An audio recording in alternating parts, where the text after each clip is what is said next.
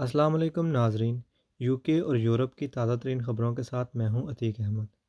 तो अभी मैं आपके साथ जो इन्फॉर्मेशन शेयर करने जा रहा हूं वो है यूके रेड लिस्ट के हवाले से। जो ममालिक जैसे पाकिस्तान, इंडिया वगैरह उनकी रेड लिस्ट में ऐड हैं, तो वो कब निकलेंगे। तो जैसा कि मैंने आपको अपनी कल की इन्फॉर्मेशन में ये बताया था कि जो यूके है वो अपना होटल क्वारंटाइन की जो कॉस्ट है वो बढ़ा रहा है, 2250 कर रहा है। लिहाजा आप इस चीज़ को देखें कि जब वो इतनी सख्तियाँ कर रहा है रेड लिस्ट कंट्रीज़ के लिए, तो एक जगह मैं पढ़ रहा था गार्डियन की एक रिपोर्ट, तो उसमें ये बताया जा रहा था कि जो रेड लिस्ट कंट्रीज़ हैं उनके लिए सख्तियाँ की जा रही हैं। तो आप इससे ख़ुद ही अंदाज़ा कर लें कि पाकिस्तान, इंडिया वगैरह जो हैं अभी नहीं निकल रहे।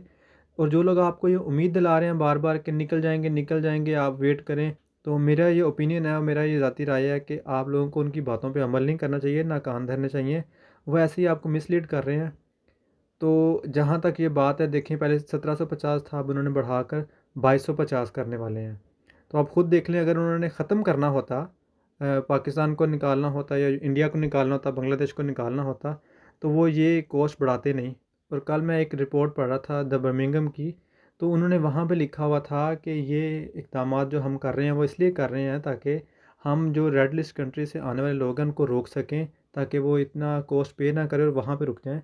इसलिए हम ये कर रहे हैं। तो इन्हीं बातों से आप ये अंदाज़ा कर लें कि जो आने वाला वक्त है उसमें ये रोकना चाह रहे हैं, और पाकिस्तान, इंडिया और बांग्लादेश वगैरह को इतनी जल्दी नहीं निकालने वाली अपनी रेड लिस्ट से।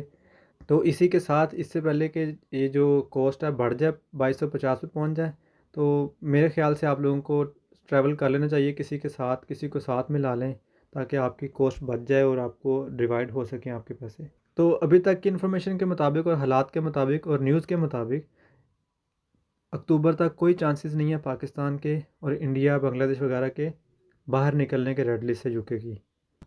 इसके अलावा अगर किसी का कोई सवाल हो तो वो मुझे कमेंट बॉक्स में कमेंट करके पूछ सकता है, तो मैं उसको उसके अकॉर्डिंगली गाइड कर दूंगा, उसको हेल्प कर दूंगा।